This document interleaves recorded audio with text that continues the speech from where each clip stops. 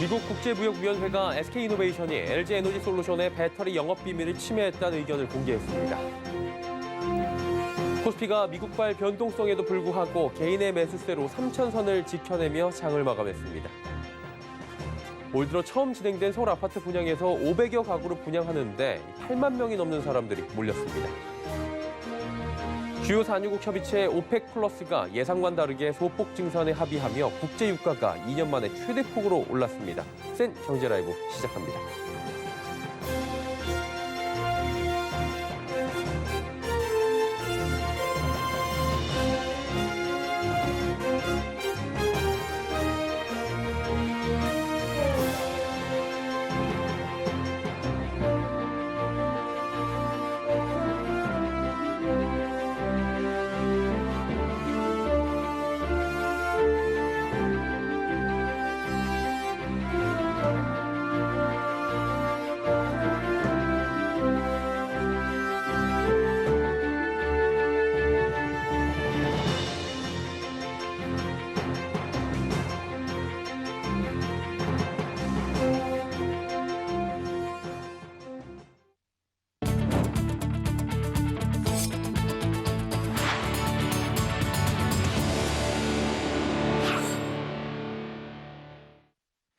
시청자 여러분 안녕하십니까? 센 경제라이브 서정덕입니다. 미국 국제무역위원회 ITC가 LG와 SK 간 배터리 영업비밀 침해 소송 최종 판결문을 공개했습니다. ITC는 SK 배터리 수입 금지 명령의 조기 패소 판결을 유지하기로 했는데요. SK는 바이든 대통령의 판결 거부권 행사를 적극 요청한다는 방침입니다. 정세미 기자입니다. 미국 국제무역위원회가 현지 시간 4일 공개한 LG에너지솔루션과 SK이노베이션의 영업비밀 침해 소송 관련 ITC 위원회 의견서입니다. 이번 최종 판결문에서 ITC는 SK가 LG의 영업비밀을 명백히 침해했다고 명시했습니다. 그 근거로 전체 공정과 원자재 부품 명세서, 특정 자동차 플랫폼 가격 등 22개의 영업비밀 침해 항목을 들었습니다. 이는 LG에너지솔루션이 주장한 11개 항목의 22개 영업비밀과 일치합니다. ITC는 SK의 증거인멸 행위가 심각한 수준이라고 판단했다고 밝혔습니다. SK의 미국 내 배터리 생산 및 수입 금지 기간이 10년으로 설정된 이유도 언급했습니다. SK가 LG의 22개 영업비밀 없이 독자적으로 제품을 개발하는 데 10년이 걸렸을 것이라고 판단한 겁니다. 이에 대해 SK이노베이션은 ITC가 제대로 검증한 적이 없다며 강하게 비판했습니다. SK이노베이션은 배터리 개발과 제조 방식이 달라 LG에너지솔루션의 영업비밀 자체가 필요 없다며 1982년부터 준비해온 독자적인 배터리 기술 개발 노력과 그 실체를 제대로 심리조차 받지 못했다고 강조했습니다. SK이노베이션은 ICT 결정에 대한 대통령 검토 절차에서 적극적으로 소명하겠다며 조 바이든 대통령의 거부권 행사를 강력하게 요청한다는 방침입니다. 서울경제TV 정세미입니다. 잠시 주춤하던 미 국채 금리가 재상승하며 변동성이 다시 커졌습니다. 특히 제롬 파월 연준 의장 발언에 실망 매물이 쏟아지며 코스피는 장중 3,000선이 재붕괴됐지만 중국의 유동성 유지 소식에 낙폭을 줄이며 마감했는데요. 한 주간의 증시 흐름 앵커 리포트에서 정리해드립니다. 현지 시간 4일 미국 10년물 국채 금리가 다시 1.5%를 돌파하는 등 안정세를 보이던 채권 금리가 상승세를 보이자 글로벌 증시 변동성이 다시 커졌습니다. 특히 제롬 파월 미 연준 의장은 현재 연준의 금리 정책 방향성에 큰 변화가 없을 것이라 언급하며 금리 상승에 대해 주목하고 있다고 밝혔습니다. 하지만 오퍼레이션 트위스트 등 구체적 조치가 없던 부분에 대해 시장은 실망하며 채권 금리는 다시 급등한 겁니다. 4일부터 중국 연례 정치 행사인 양회가 개막했습니다. 리커창 중국 총리는 오늘 업무 보고에서 유동성 유지 방안을 밝혔고 중국 증시를 비롯해 아시아 증시는 안도감에 일제히 낙폭을 회복하거나 상승 전환에 성공했습니다.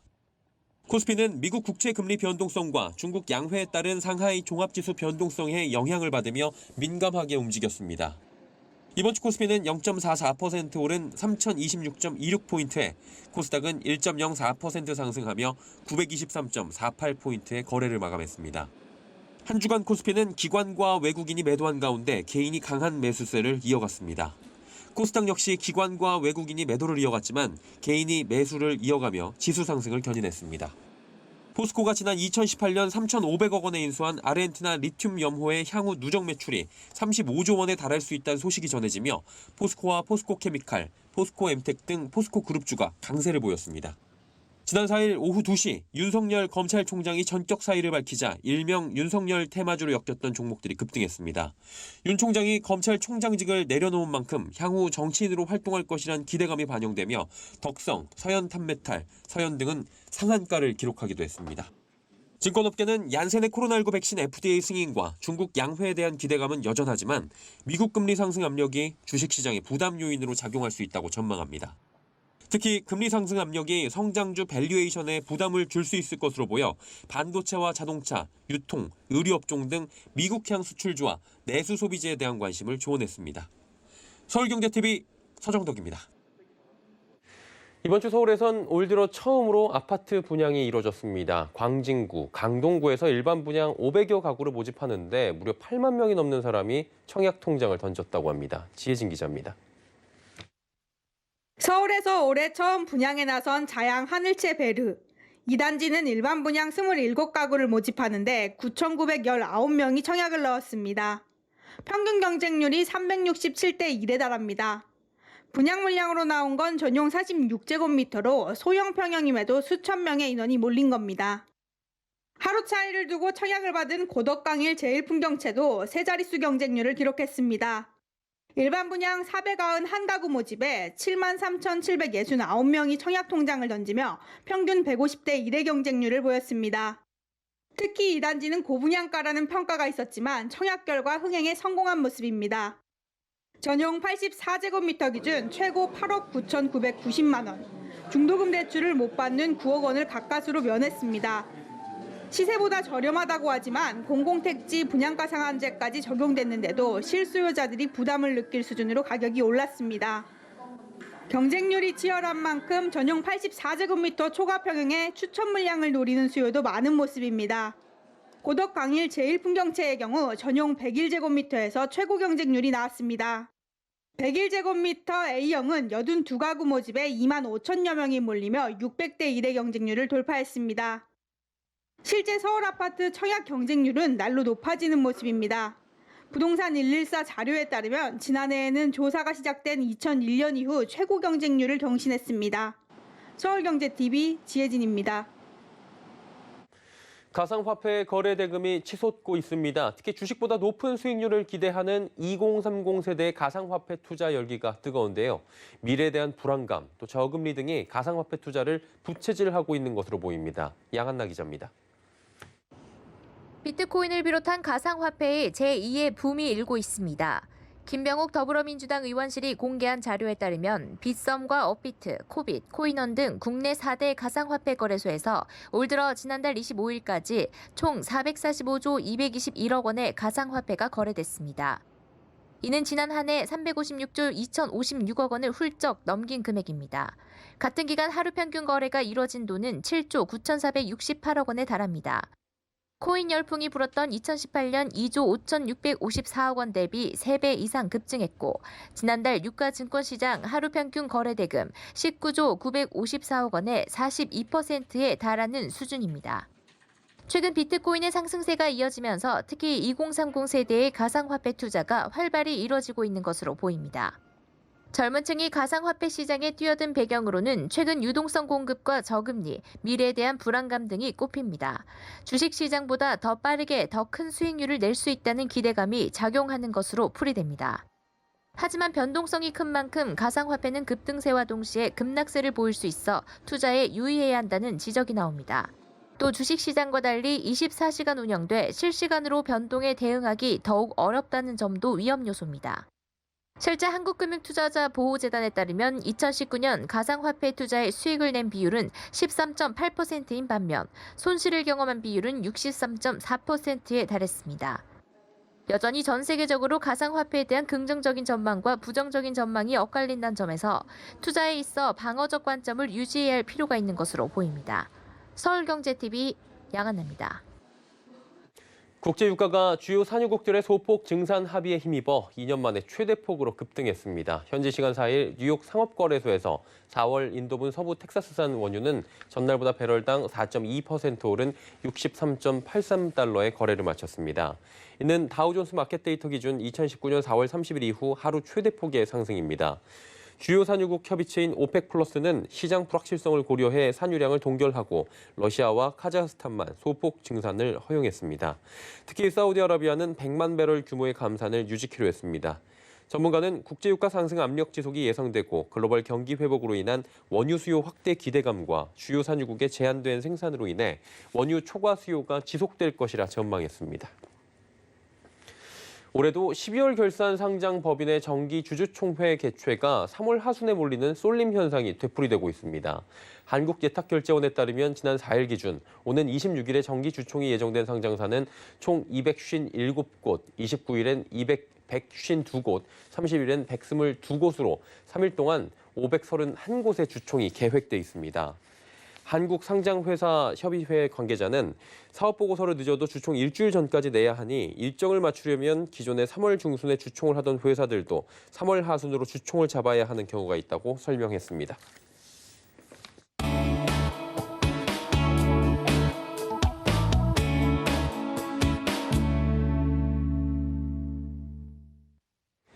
정부 2사 부동산 대책 발표된 지 오늘이 3월 5일이니까 한 달 정도가 지났죠. 광명시흥 등 새 신도시 개발 계획도 나오면서 신규 주택 공급에 대한 기대감은 커진 상황입니다. 시장에선 아파트값 상승폭은 축소되는 반면에 여전히 중저가 아파트의 상승세가 지속되고 있는 모습인데 정부 대책 발표 뒤에 현재 시장은 어떤 상황인지 부동산부의 설성경 기자와 하나하나 짚어보도록 하겠습니다. 나와 있습니까?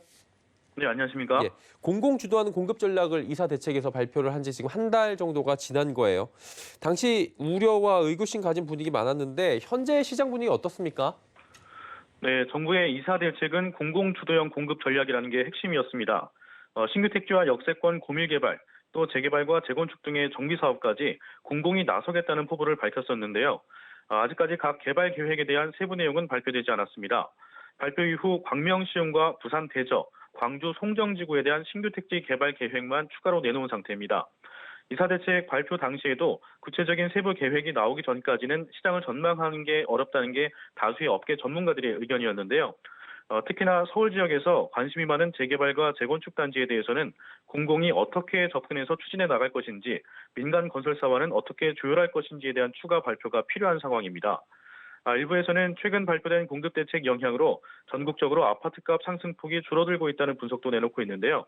전반적인 상승은 계속되고 있고 지난해부터 이어져온 상승 분위기 또한 계속되고 있는 것으로 보는 게 맞다는 의견도 나옵니다. 부동산 114 윤지혜 수석 연구원입니다. 누적 변동폭을 보면 한 2% 정도 상승을 했어요. 올해 기준으로. 그 정도만 해도 굉장히 상승폭이 큰 거예요. 작년에 많이 올랐기 때문에 그 가격 수준에서 추가적으로 2% 정도가 더 튄 거잖아요. 그래서 추세가 크게 바뀐 건 없습니다. 예, 그리고 아파트값 상승폭이 줄어들고 있다라는 보도들도 지금 요즘에 나오고 있는 상황이고요. 중저가 아파트와 고가 아파트 사이에서 격차가 더 심해지고 있다는 얘기 들리는데 이 부분은 어떻습니까? 네, 지난 3일 KB국민은행의 월간 주택가격 통계에 따르면요. 지난달 전국 아파트 5분위 배율은 8.7배를 기록했습니다. 5분위 배율은 아파트 가격 상위 20% 평균을 하위 20% 평균으로 나누는 값을 말하는 건데요. 고가 아파트와 저가 아파트 간 가격 격차를 나타내는 기준이 되는 조사로 배율이 높을수록 양극화가 심하다는 것을 의미합니다. 특히 이번 조사 결과는 통계를 내기 시작한 2008년 12월 이후 최대치를 기록해 양극화가 역대 최고조에 이르고 있다는 평가가 나오고 있습니다. 고가 아파트와 저가 아파트 가격 격차는 2월 기준으로 2018년 5.1배, 2019년 6.1배, 2020년 7.1배로 매년 상승한 것으로 나타나고 있습니다. 특히 최근 1년 사이 상승폭은 더 커졌는데요. 지난해 1월 6.9배에서 12월 8.5배 수준까지 치솟았고 올해 들어서도 매달 0.1배씩 상승하며 격차가 계속 벌어지고 있는 것으로 조사됐습니다. 따라서 아파트값 상승세는 계속 이어지고 있다는 시장 총평이 가능하고요. 상승폭이 조금 둔화됐다는 분위기도 나오고 있지만 지난해 상승세가 아주 무서웠기 때문에 그 폭이 줄어들었다고 해도 사실상 가격 상승폭이 작진 않다는 게 업계 분석입니다. 한마디로 아파트 값이 오르는 상승폭이 줄어든 것이지 안 오르고 있는 게 아닌 것이고 또 지난해 말에 상승폭이 매우 컸기 때문에 기저효과도 있는 것이다. 가격 차이가 작은 건 아니다. 이런 얘기로 들리네요. 네, 그렇습니다. 최근 한국부동산원 자료에 따르면요. 지난달 수도권 아파트 값은 전달보다 1.71% 올랐습니다. 월간 기준으로 2008년 4월 이후 가장 높은 상승률을 보인 건데요. 이 자료에서도 알 수 있듯이 아파트 값이 주춤하거나 시장이 관망세에 들어갔다는 표현은 아직 이른 것 같습니다. 예, 조금 더 지켜봐야 될 것 같은데 이제 마지막 질문일 것 같아요. 이사부동산 대책 지금 한 달 정도 지났는데 어떻게 평가할 수 있습니까? 네, 이사 대책이 대부분 공급 대책이었기 때문에 시장에 영향을 미치려면 실제 공급 물량이 등장하는 시점까지 지켜봐야 할 것 같습니다. 메머드급 공급 전략과 대책을 발표해 국민들 관심은 끌었지만 이제 공급 시점에 대해 국민들 역시 많은 우려와 의문을 가지고 있다고 보시면 될 것 같습니다. 앞에서 설명드린 것처럼 시장은 지난해와 변동폭의 차이는 있지만 여전히 상승세를 이어가고 있는 것으로 보이고요. 별다른 시장 변화는 느껴지지 않고 있습니다. 정부가 이사 대책 비롯해서 광명시흥 등 신도시 개발 계획 발표하면서 부동산 시장 변화를 기대했는데 한 달여가 지난 지금 아직은 시기상조인 것 같습니다. 특히 공직자들의 투기 사건 수면 위로 떠오르면서 정부 정책에 대한 신뢰가 무너지고 있다는 일각의 비판도 나오고 있는 상황이죠. 여전히 아파트값 상승세 계속되고 있다고 하는데 끊이질 않는 이 상승세 어떻게 잡을 것인지 정부의 고민이 더 필요해 보이는 시점입니다. 부동산부 설석용 기자였습니다. 수고하셨습니다. 감사합니다.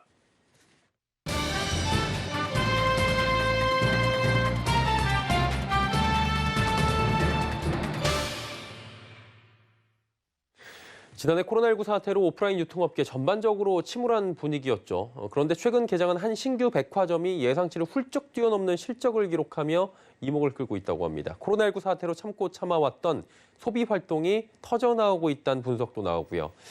오늘 보복 소비라고 하는데 일명 경제산업부 문다희 기자와 함께 유통업계 변화 그리고 전망 부분 한번 짚어보도록 하겠습니다. 나와 있습니까? 네, 안녕하세요. 백화점 안 간 지 저는 오래돼가지고 잘 모르는데 백화점에 사람 많습니까 요즘에?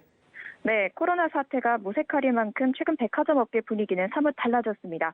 지난달 26일 여의도에 서울대 최대 규모로 개장한 더 현대서울은요, 코로나19 사태 와중에도 3일절 연휴 내내 인산인을 잃었습니다. 연휴 기간 더 현대서울을 방문한 인원은 100만 명 이상으로 추산됐는데요. 지난해 매출 1조 원을 달성한 현대백화점 판교점 오픈 당시보다 3배나 많은 인원입니다. 많이 갔으면 한마디로 매출도 좀 올라갔을 것 같은데 어떻게 나왔습니까? 네, 객수가 크게 늘면서요. 실적 역시 예상치를 훌쩍 뛰어넘었습니다. 더 현대서울 개장 후 처음 맞은 일요일 하루 매출은 102억 원으로 현대백화점 그룹 창립 이후로 단일 매장 하루 최고 기록입니다. 이는 백화점 1위인 신세계백화점 강남점조차도 크리스마스 성수기 때나 감동되던 실적이라는 평가가 나옵니다. 지난달 24일 사전 개장 이후 이달 1일까지 매출은 372억 원을 기록했는데 이는 당초 목표 137억 원보다 2.7배나 높은 수치입니다. 기사 보니까 코로나 맞나 이런 댓글들도 많이 보였었는데 유통업계 작년까지 힘들었잖아요. 갑자기 소비자들이 몰리면서 분위기가 좋아진 배경이 있을 것 같은데 어떻습니까? 유통업계는 이번 매출 폭증세를 보복 소비로 인한 것이라고 보고 있습니다. 코로나 사태 이전인 2019년도보다도 매출이 더 늘어난 점을 이유로 듭니다. 현대백화점의 지난 3일절 연휴 사흘간 매출은 2019년 대비 26.1% 늘었고 새로 문을 연 더 현대서울을 포함하면 48.3%나 늘었습니다. 신규 점포가 효과가 없던 롯데와 신세계백화점 역시 각각 매출이 26.1%, 24.9%나 늘었습니다. 백화점 업계 관계자는 이달 초 매출은 코로나19 사태 이전이었던 2019년 같은 기간과 비교해도 두 자릿수 이상 성장했다면서 코로나19 백신 접종에 대한 기대감 등으로 지난해 움츠러들었던 소비 심리가 조금씩 살아나고 있는 것으로 보고 있다고 설명했습니다. 이른바 보복 소비 이런 현상이 얼마나 더 이어갈지는 조금 더 지켜봐야 될 것 같은데 작년하고 비교하면 사실 많이 좋아진 것 같긴 해요. 그리고 올해는 공격적 확장 전략을 유통업계가 펼친다 이런 얘기 있는데 어떻습니까? 네, 백화점 3사 모두 올해 신규 매장 오픈으로 승부수를 겁니다. 지난 2016년 대구 신세계 이후 5년 만에 신규 백화점 출점입니다. 가장 먼저 앞서 말씀드린 여의도 파크원에 들어선 더 현대서울이 포문을 열었고 이어 오는 6월 롯데백화점은 화성 동탄역 복합환승센터에 신규 점포를 엽니다. 이어서 8월에 신세계백화점이 13번째 점포인 대전 엑스포점을 새롭게 선보입니다. 신규 출점으로 집객 효과를 내며 실적 반등을 이뤄내겠다는 목표인데요. 실제로 신규 출점한 더 현대서울의 성적표가 시장의 활기를 제대로 띄운 증거라면서 업계는 기대하는 분위기입니다. 여기에 기존 매장도 리뉴얼하면서 경쟁력을 제고합니다. 롯데백화점은 본점을, 신세계백화점은 지난해 10월 시작한 강남점 리뉴얼을 올해 마무리 짓고 오는 6월 새롭게 문을 엽니다. 한마디로 훈풍이 불었다라고 정리가 될 것 같은데 이제 유통업계 바라보는 금융 쪽의 시선도 많이 달라졌겠네요. 네, 억눌렸던 소비가 터져나오면서 백화점 주가는 연일 신고가를 기록했습니다. 오늘 오후 2시 기준으로 현대백화점은 전일 대비 1.59% 오른 89,400원에 거래됐습니다. 이날 장중 89,900원까지 오르면서 52주 신고가를 하루 만에 다시 썼습니다. 신세계백화점도 전일 대비 2,000원 오른 294,000원에 거래되면서 장중 296,000원까지 오르면서 역시 신고가를 갈아치웠습니다. 롯데쇼핑 역시 어제까지 신고가를 기록하다가 오늘은 전일 대비 1.54% 줄어든 127,500원에 거래되면서 다소 주춤하는 모습을 보였습니다. 네, 유통업계에 부는 변화의 바람 짚어봤습니다. 경제산업부 문다혜 기자였습니다. 고생하셨습니다. 네, 고맙습니다.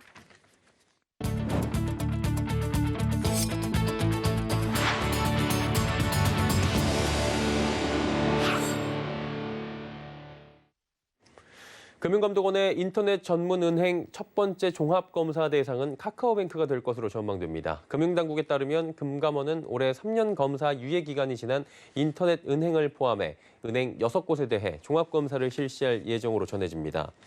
지난해 하반기 금감원으로부터 부문검사를 받은 카카오뱅크는 경영 유의 조치와 함께 위기상황 비상계획 수립과 내부자본 업무 적시성 개선 등을 요구받은 바 있습니다. 카카오뱅크 종합검사는 하반기에 진행될 것으로 보이며 은행권 종합검사 첫 대상은 지난해 미뤄진 우리금융지주와 우리은행이 거론되고 있습니다. 정부가 인플레이션 위험에 대해 좀 더 강도 높게 대응한다는 방침을 밝혔습니다. 김용범 기획재정부 제1차관은 코로나19 대응 과정에서 글로벌 유동성 증가와 원자재 가격 상승세 등 인플레이션 위험 요인이 상존하고 있다며 인플레이션 우려를 간과해서는 안 된다고 말했습니다. 이어 김 차관은 계란과 채소류, 쌀 등을 중심으로 수입을 늘리고 정부 비축 물량을 풀어 생활 물가 안정에 집중할 것이라 덧붙였습니다. 서울 아파트 전셋값이 4년 전 매매값과 비슷한 수준까지 올랐습니다. KB국민은행에 따르면 지난달 서울 아파트 평균 전셋값은 5억 9,829만 원으로 집계됐는데 이는 2017년 2월 당시 서울 아파트의 평균 매매가인 5억 9천여만 원과 비슷한 수준입니다. 2017년 2월부터 올해 2월까지 서울 아파트 매매가 상승률은 4년 동안 36.4%고 같은 기간 전셋값 상승률은 18.8%입니다.